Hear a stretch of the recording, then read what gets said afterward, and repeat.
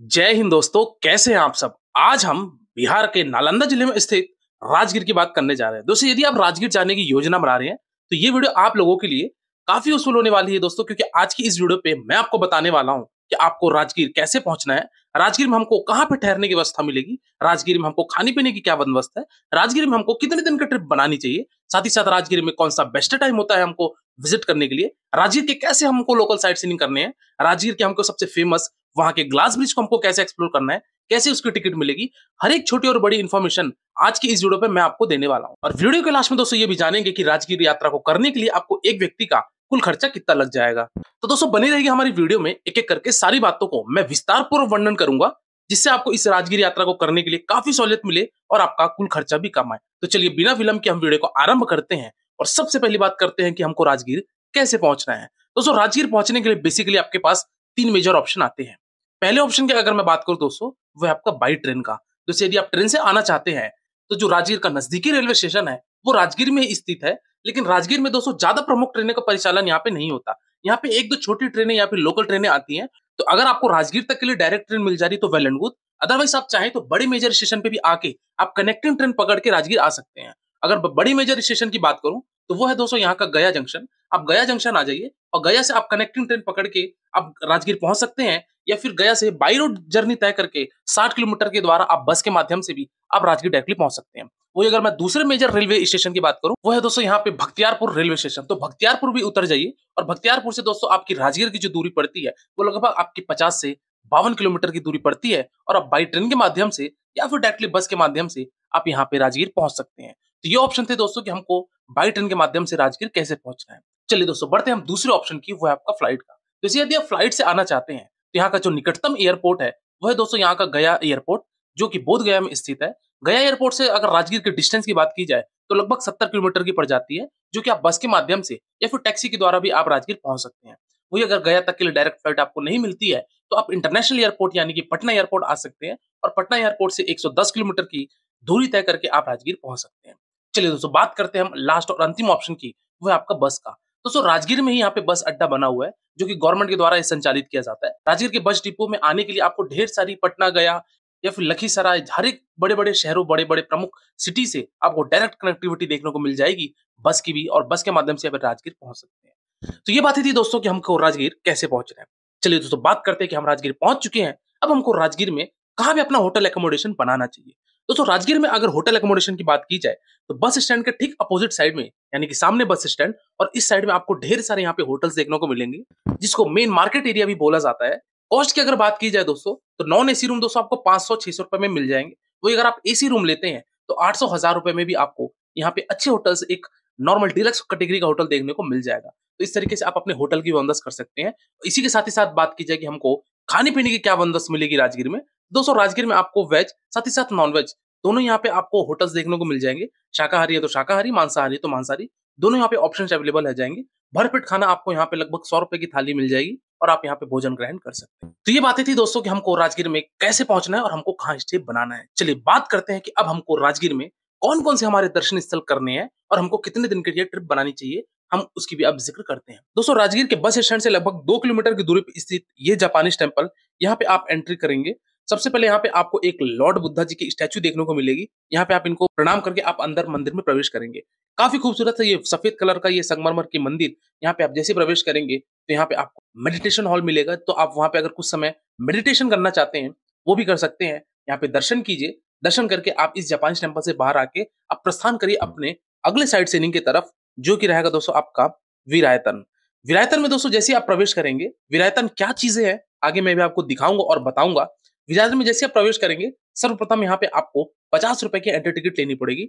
50 रुपए की entry ticket कटा के सबसे पहले आप यहाँ पे जाएंगे रसिक लाल जी मनिक चंद जी धारीवाल टेम्पल, जो कि ये एक जैन टेम्पल है। यहाँ पे आप प्रवेश कीजिए। यहाँ पे जैन टेम्पल है तो यहाँ पे आपको महावीर जी की प्रतिमा देखने को मिलेगी, इनके आप दर्शन कीजिए, मत्थे टेकिए और इसके पश्चात आप आइए बाहर। और अब विरायतन में क्या हमको घूमना है उसकी मैं आपको बात बताता हूँ। विरायतन एक काफी बड़ा सा प्रांगण है, जो कि यहाँ पे म्यूजियम देखने को मिलेगा। ये विरायतन में जो म्यूजियम है इसका नाम है श्री ब्रह्म कला म्यूजियम। तो यहाँ पे आप आइए और इसके पश्चात यहाँ पे जो भी जैन धर्म के जो हमारे महावीर जी थे, उनके बर्थ से लेकर उनके आचार्य अवस्था तक हर एक छोटी और बड़ी चीजों का यहाँ पे वर्णन किया गया और काफी सुंदर तरीके से यहाँ पे चित्रकला की गई है।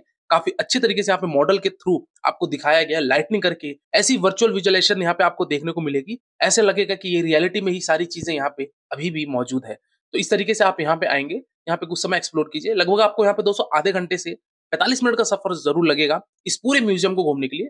इस विरासत में दोस्तों और भी अनेक दर्शनीय स्थल है जो कि आप सामने देख सकते हैं, तो आप यहाँ पे एक्सप्लोर कर सकते हैं, कुछ समय दे सकते हैं। इसके पश्चात आप विरासत से निकल के बाहर आइए और आप निकल पड़िए अपने अगले साइड से की तरफ, जो कि रहेगा दोस्तों आपका ब्रह्म कुंड। दोस्तों ब्रह्म कुंड राजगीर का सबसे फेमस कुंड है, यहाँ पे सबसे ज्यादा स्नान करने की मान्यता है। तो ब्रह्म कुंड में दोस्तों टोटल अगर कुंड की बात की जाए तो 22 कुंड यहाँ पे हैं, लेकिन जो सबसे यहाँ पे प्रमुख कुंड है वो सप्त कुंड में माना जाता है, जो कि एक गर्म कुंड या फिर तप्त कुंड कहा जाता है। ब्रह्म कुंड में जैसे आप प्रवेश करेंगे, सर्वप्रथम यहाँ पे आपको काली माता जी के दर्शन करना है, साथ ही साथ यहाँ पे गणपति जी के भी दर्शन करना है। इसके पश्चात कुछ सीढ़ियां ऊपर चढ़ के जाएंगे तो यहाँ पे आपको तप्त कुंड पहुंचेंगे। तप्त कुंड में भी यहाँ पे दोस्तों सप्त कुंड आते हैं, यानी कि 7 कुंड आते हैं। 7 कुंड दर्शन करने के लिए सबसे पहले आपको यहाँ पे अंदर जाना पड़ेगा। अलग अलग कुंड से अलग अलग जल आ रहे हैं, वहां पे जाके आप स्नान कर सकते हैं। और ये सप्त कुंड स्नान करने के पश्चात आप एक प्रधान कुंड में भी स्नान करना है, जो कि काफी ज्यादा यहाँ पे मान्यता है। प्रधान कुंड में भी आपको कुछ सीढ़ियां नीचे उतर के जाना पड़ेगा और यहाँ पे प्रधान कुंड में स्नान कीजिए। स्नान करने के पश्चात दोस्तों इस ब्रह्म कुंड में ही प्रांगण में ही एक महाकालेश्वर जी का टेम्पल है, यानी कि भोलेनाथ जी के दर्शन कीजिए। और दर्शन करने के पश्चात यहाँ पे आप और भी कुंड पे नहा सकते हैं, जो कि यहाँ पे एक सामान्य कुंड भी है, यहाँ पे भी दर्शन कर सकते हैं। कुल मिला के ब्रह्म कुंड में टोटल 22 कुंड है। हर एक कुंड में आप स्नान कर लीजिए और स्नान करने के पश्चात आप निकल पड़े अपने अगले दर्शनीय स्थल की तरफ, जो कि था हमारा यहाँ पे माँ जरा देवी का टेम्पल, जो कि राजगीर के काफी प्राचीन टेम्पल में से एक आता है। यहाँ पे जरा माता जी का टेम्पल है, यहाँ पे आप दर्शन कीजिए, मत्थे टेकिए, जय माता दी कहते हुए आप जरा देवी टेम्पल के समीप में ही बना हुआ मगध साम्राज्य के राजा का यहाँ पे एक प्रतिमा देखने को मिलेगी, जो कि है यहाँ पे मंगल सम्राट जरासंध की प्रतिमा। यहाँ पे आप देख सकते हैं, यहाँ पे इनकी प्रतिमा बनी हुई है। इनकी प्रतिमा में आप जाइए और इसके पश्चात आप निकल पड़िए अपने अगले साइड से की तरफ, जो कि है दोस्तों यहाँ पे आपका मनियार मठ। मनियार मठ दोस्तों बेसिकली बहुत प्राचीन मंदिर है, जो कि मगध सम्राट राजा जरासंध के द्वारा ये निर्माण किया गया था, जो कि द्वापर युग का ये मनियार मठ है। मनियार मठ का बेसिकली मतलब है दोस्तों मणि धारण करने वाला एक इच्छाधारी नागिन। यहाँ पे नाग नागिन की यहाँ पे पूजा होती थी, जो कि हिंदू और जैन धर्म के द्वारा इसकी पूजा की जाती थी। कहा जाता है कि कुछ वर्ष बाद ये मंदिर को जब खोद के वापस से निकाला गया तो यहाँ पे मनसा देवी जी की यहाँ पे कुछ मूर्तियां निकली थी, इसलिए यहाँ पे मनसा देवी जी की भी यहाँ पे मान्यता है और इनकी भी पूजा यहाँ पे होती है। तो इस तरीके से दोस्तों आप यहाँ पे मनियार मठ में आइए, यहाँ पे काफी अच्छा आपको माहौल देखने को मिलेगा, शांतिपूर्वक यहाँ पे आपको वातावरण देखने को मिलेगा। और मनियार मठ से आप निकल पड़िए अपने अगले साइड सीनिंग की तरफ, जो कि है दोस्तों आपका सोन भंडार। मनियार मठ से दोस्तों लगभग 1 किलोमीटर की दूरी पर स्थित ये सोन भंडार, यहाँ पे नाम से समझ में आ रहा है कि सोने का यहाँ पे भंडार है। सोन भंडार दोस्तों एक गुफा है, जो कि कहा जाता है कि यहाँ पे इस गुफे के अंदर सोने का खजान है, जो कि काफी ज्यादा सोना यहाँ पे पाया जाता है। कहा जाता है कि इस गुफे का दरवाजा कभी खुला ही नहीं, ना भारत सरकार द्वारा और ना किसी और के द्वारा, क्योंकि यहाँ पे जो मंत्र लिखा हुआ है यहाँ पे दीवालों पर, उस मंत्र को पढ़ने से यहाँ का जो सोन भंडार का दरवाजा है वो ओपन हो जाएगा। लेकिन ये दरवाजा कभी ओपन हुआ ही नहीं, क्योंकि इस मंत्र को कभी किसी ने पढ़ ही नहीं पाया, जिसके वजह से इस सोन भंडार के आज भी रहस्यमय तरीके से ये जो गुफा बनी हुई है काफी ज्यादा प्रचलित और काफी ज्यादा यहाँ पे फेमस हो रखी है, जो कि राजगीर में स्थित ये सोन भंडार के नाम से जाना जाता है। तो इस सोन भंडार में आप जरूर यहाँ पे आइए और आप कुछ समय यहाँ पे एक्सप्लोर करके आप निकल पड़िए अपने अगले साइड से की तरफ, जो कि है आपका जरासंध का अखाड़ा, जिसको जरासंध की रणभूमि भी कहा जाता है।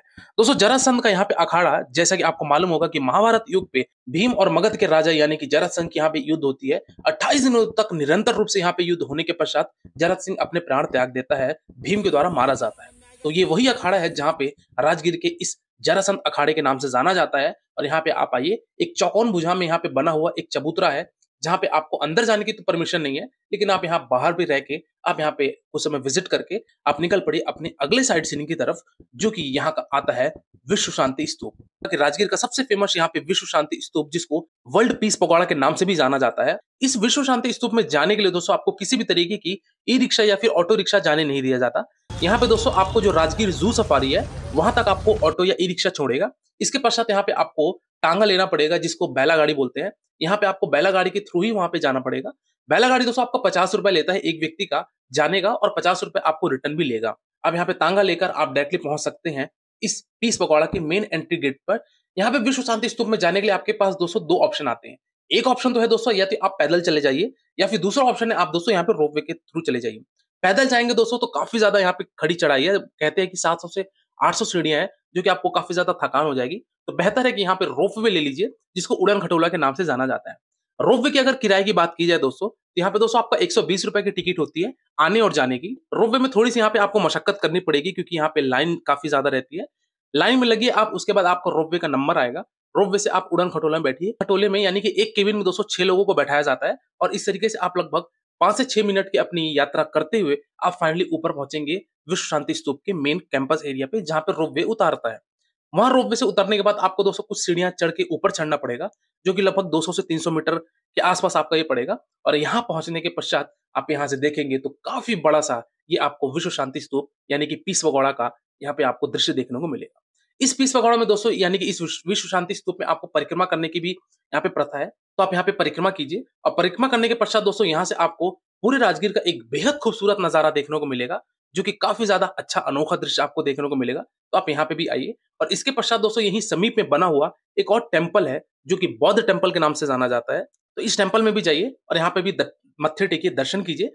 तो दोस्तों इस तरीके से विश्व शांति स्तूप में आप कुछ समय बिताइए, वहाँ एक्सप्लोर कीजिए और यहाँ के पूरे वातावरण, यहाँ पूरे प्रांगण का आप आनंद उठाइए और इसके पश्चात आप रोपवे में वापस बैठकर नीचे आप आ जाइए और उस रात आप अपने होटल पे विश्राम कर लीजिए। कुल मिलाकर आपका राजगीर की जो अगर बात की जाए कितने दिन की ट्रिप बनानी चाहिए, तो राजगीर में दोस्तों बेसिकली आपके लिए 1 नाइट 2 डेज़ सफिशिएंट है, क्योंकि पहले दिन आप राजगीर के ये सारे दर्शनीय स्थल कर लीजिए जो कि मैंने अभी आपको बताया और अगले दिन आपको सबसे फेमस राजगीर का ग्लास ब्रिज पहुंचना है, जिसको राजगीर नेचर सफारी या फिर राजगीर वाइल्ड लाइफ सफारी के नाम से जाना जाता है। यहाँ पे दोस्तों आपको ऑटो वाला राजगीर बस स्टैंड से लगभग ₹20 का चार्ज लेगा और आपको यहाँ पे मेन एंट्री गेट पे उतार देगा। एंट्री गेट से दोस्तों जैसे ही आप एंट्री लेंगे, तो यहाँ का जो प्रोसीजर है, यहाँ की जो ऑनलाइन टिकट है, उसकी मैं जिक्र करता हूँ। सबसे पहली बात तो ये बताना चाहूंगा कि जो राजगीर का जो ये वाइल्ड लाइफ सफारी है, ये 2 तरीके से यहाँ पे इसकी टिकट मिलती है। पहली टिकट तो होती है दोस्तों, एक तो नेचर सफारी का और दूसरा मिलता है ज़ू सफारी का। नेचर सफारी दोस्तों वो है जिसमें नेचर सफारी में आपकी एक्टिविटी वगैरह, ज़िप लाइन वगैरह और आपका सस्पेंशन ब्रिज और साथ ही साथ यहाँ पे जो आपका ग्लास ब्रिज है, जिसको स्काई वॉक बोलते हैं, ये सारी चीज़ें आपका राजगीर के नेचर सफारी वाले कॉलम पे आएगा। दूसरा अगर मैं बात करूँ वो है आपका ज़ू सफारी। जैसा कि नाम से ही आपको समझ में आ रहा होगा, ज़ू सफारी है, तो यहाँ पे आपको दोस्त वाइल्ड लाइफ एनिमल्स के बारे में एक ज़ू का भ्रमण कराया जाता है। दोनों ही चीज़ों को आपको गाड़ी के द्वारा घुमाया जाता है, जो कि फॉरेस्ट डिपार्टमेंट की गाड़ी होती है। इस तरीके से यहाँ पे 2 तरीके से कैटेगराइज़ होता है कि आपको कौन-सा घूमना है। अगर मैं यहाँ पे चार्ज की बात करूँ, तो सबसे पहले ₹150 की एंट्री चार्ज तो आपको देनी पड़ेगी इस वाइल्ड लाइफ में अंदर जाने के लिए। साथ ही साथ ग्लास ब्रिज का दोस्तों जो आपका चार्ज होता है, वो आपका चार्ज होता है दोस्तों यहाँ पे ₹150 एक व्यक्ति का। कुल मिला के अगर आप ग्लास ब्रिज बस घूमने जा रहे हैं, तो आपका दोस्तों ₹150 एंट्री टिकट और ₹150 आपका ग्लास ब्रिज का टिकट पड़ेगा। और अगर मैं बात करूँ कि अगर आप ज़ू सफारी घूमना चाह रहे हैं, तो ₹150 एंट्री टिकट, ज़ू सफारी का अलग से दोस्तों आपको ₹200 देना पड़ेगा। कुल मिला के अगर ज़ू सफारी करते हो तो ₹350 देना पड़ेगा और अगर ग्लास ब्रिज भी करते हो, तो उस केस में आपको ₹150 और देना पड़ेगा। एंट्री चार्ज दोस्तों दोनों में एक ही बार लगेगी, दोनों अलग-अलग बार एंट्री चार्ज नहीं लिया जाएगा। तो इस तरीके से दोस्तों सबसे पहले मैं एंट्री लिया। यहाँ पे ऑनलाइन टिकट दोस्तों आपको इस पोर्टल पे जो नीचे वेबसाइट मैं आपको दे रहा हूँ, इस वेबसाइट पे जाके आप अपना ऑनलाइन टिकट बुक कर लीजिए। ऑनलाइन टिकट दोस्तों आपका 5 दिन पहले ही ओपन हो जाता है। ध्यान रखिएगा कि यहाँ पे ऑफलाइन के भरोसे मत बैठिएगा, क्योंकि ऑफलाइन में दोस्तों यहाँ पे लाइन में लगने के लिए लोग सुबह 4 बजे से आके लाइन में लगते हैं, क्योंकि 7 बजे से साढ़े 7 बजे के बीच में यहाँ पे टिकट्स ऑफलाइन बाँटी जाती है। लेकिन बेहतर है कि आप ऑनलाइन करेंगे, तो ये सब चीज़ों झंझट से आप मुक्ति मिलेगी। यहाँ पे दोस्तों जैसे ही मैं एंट्री लेता हूँ, सबसे पहले मेरा उनके पास लिस्ट होता है, उस लिस्ट में वो मेरा नाम टिक करते हैं, इसके पश्चात मैं अंदर होता हूँ। काफ़ी बड़ा-सा ये पूरा दोस्तों कैंपस एरिया है, जो कि घूमने में आपको काफ़ी ज़्यादा समय लग जाएगा। तो आप यहाँ से चलिए, यहाँ से चलने के बाद एक बार और वेरिफिकेशन होगा।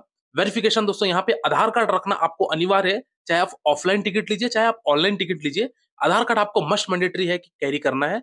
यहाँ से आपको दोस्तों इस तरीके से फॉरेस्ट की गाड़ी मिलेगी, जो कि पूरी एयर कंडीशन गाड़ी होती है। यहाँ पे आप बैठेंगे और लगभग 7 किलोमीटर की दूरी तय करने के बाद मैं इस फाइनली एंट्री गेट पे पहुँचता हूँ, जो कि यहाँ का राजगीर का ग्लास ब्रिज के एंट्री गेट पर आता हूँ। यहाँ पे उतरने के पश्चात दोस्तों यहाँ पे अगर आप लगेज वगैरह, बैग वगैरह जमा करना चाहते हैं, तो यहाँ पे कर सकते हैं। इसके पश्चात यहाँ पे आपको लगभग 300 मीटर पैदल चलकर आप फाइनली पहुँचेंगे वहाँ पे ग्लास ब्रिज के मेन एंट्री गेट पे। ग्लास ब्रिज में दोस्तों यहाँ पे लगभग 10 से 12 आदमी को एक बार में डिस्पैच किया जाता है, जिसकी वजह से थोड़ा-सा लाइन लगना पड़ेगा। लाइन ज़्यादा नहीं, लगभग आधे घंटे का लाइन होता है, तो आप थोड़ा लाइन में वेट कीजिए, अपनी बारी आने का इंतज़ार कीजिए। इसके पश्चात आप इस ग्लास ब्रिज में जाइए। यहाँ का राजगीर का सबसे फेमस यहाँ पे ग्लास ब्रिज, जो कि यहाँ से जो व्यू की बात की जाए, बहुत ही ज़्यादा शानदार यहाँ से व्यू दिखता है, पूरा माउंटेन रेंज का व्यू दिखता है, नीचे देखेंगे तो खाई का व्यू दिखता है। कुल मिलाकर ये बहुत ही अच्छा एक्सपीरियंस होने वाला है, तो यहाँ पे आइए कुछ समय बिताइए। ज़्यादा टाइम यहाँ आपको नहीं देते हैं, यहाँ पे लगभग 2 से 3 मिनट का ही समय आपको दिया जाता है। इसी में आपको फ़ोटो-वोटो खिंचाना है, वीडियोग्राफी करनी है और इसके बाद आप रिटर्न आके अपने वापस चले जाइए। ग्लास ब्रिज से दोस्तों नीचे आने के पश्चात एक और यहाँ पे पॉइंट आता है, जिसको बोला जाता है सस्पेंशन ब्रिज। यहाँ से लगभग 300 मीटर की दूरी पे लगभग पैदल आपको चलना पड़ेगा। ऐसे पथरीले मार्ग पे आपको चलना पड़ेगा और 300 मीटर तय करने के बाद एक यहाँ पे सस्पेंशन ब्रिज आता है। इस सस्पेंशन ब्रिज का दोस्तों किसी भी तरीके की आपको एक्स्ट्रा टिकट नहीं देनी पड़ेगी। ये आपका ग्लास ब्रिज के टिकट में ही इंक्लूड होता है। तो आप यहाँ पे आइए और इस सस्पेंशन ब्रिज पर भी कुछ समय रहिए। इसके पश्चात आप अपनी वापसी ले सकते हैं। या फिर अगर आप ज़ू सफारी करना चाहते हैं, तो आप ज़ू सफारी भी कर सकते हैं। ध्यान रहे कि यहाँ पे आपको अगर पूरे दिन की बात की जाए तो लगभग 3 से 4 घंटे लगेंगे इस पूरे नेचर सफारी में और आप अच्छी तरीके से सारे एक्सप्लोर करके आप अपने रिटर्न बना सकते हैं। तो दोस्तों इस तरीके से राजगीर का ये रहा आपका एक कंप्लीट यात्रा कि कौन-कौन से दर्शनीय स्थल हमको घूमने हैं, कौन-कौन से हमको लोकल पॉइंट्स कवर करने हैं। बात करते हैं कि जो हमने डे नंबर 1 पे जो लोकल साइट सीइंग बताया था, उसको घूमने के लिए हमको कौन-सा माध्यम रहेगा। दोस्तों यहाँ पे राजगीर में सबसे फेमस है ई-रिक्शा। आप ई-रिक्शा कर लीजिए दोस्तों। ई-रिक्शा वाला दोस्तों आपका 300 से 400 रुपए लेगा। डिपेंड करता है कि आप बार्गेनिंग कितना कर सकते हैं। 300 से 400 रुपए उसका रेट होता है और ये सारे पॉइंट्स को आपको घुमा फिरा के आपको बस स्टैंड पे या फिर आपके होटल पे ड्रॉप कर देगा। तो ये आपका सबसे चीपेस्ट और कन्वीनिएंट ऑप्शन था। इस तरीके से आप सारी साइट सीइंग को भी कर लेंगे और आपका बजट भी कम में हो जाएगा। चलिए अगली और अंतिम बात करते हैं कि हमको राजगीर में घूमने के लिए एक व्यक्ति का कुल खर्चा कितना लग जाएगा। तो दोस्तों अगर आप 1 नाइट का स्टे बनाते हैं, खान-पान भी आप नॉर्मल करते हैं और आप ई-रिक्शा के माध्यम से सारी चीजें कवर करते हैं, तो मान के चलिए दोस्तों अगर मैं एक कपल की बात करूं तो मैक्सिमम टू मैक्सिमम आपका जो खर्चा आएगा 4000 रुपए का आएगा। इस बार में दोस्तों मैंने किसी भी तरीके की आपकी ट्रेन की टिकट, फ्लाइट की टिकट को ऐड नहीं किया है। इस बार में होने वाले मैंने राजगीर के खर्चे की बात करी जिसमें होटल एकोमोडेशन, खाने-पीने के खर्चे, एंट्री टिकट्स की बात या फिर राजगीर के ग्लास ब्रिज के जो भी टिकट्स हैं, इन सबको ऐड किया जाए तो आप एक कपल मान के चलिए 4 से साढ़े 4000 रुपए में आराम से अच्छे तरीके से एक्सप्लोर कर लेंगे राजगीर की सभी साइट सीइंग को। तो दोस्तों ये रहा आपका राजगीर यात्रा का एक संपूर्ण वर्णन। इसके बाद भी दोस्तों अगर आपके मन में कोई डाउट है या आपके मन में कोई प्रश्न है तो आप मेरे इंस्टाग्राम यात्रावास आईडी में विजिट कीजिए। डेफिनेटली आपको मेरे द्वारा या मेरी टीम के द्वारा आपको रिप्लाई दिया जाएगा और आप किसी दूसरे वीडियो में खो जाए इससे पहले आप मेरे चैनल यात्रावास को सब्सक्राइब कीजिए। आज की वीडियो में दोस्तों फिलहाल इतना ही। मिलते हैं फिर एक नई वीडियो में एक नई यात्रा के साथ, एक नए विषय के साथ। तब तक के लिए शुक्रिया। जय हिंद। आपकी यात्रा सफल, सुखद एवं मंगलमय हो।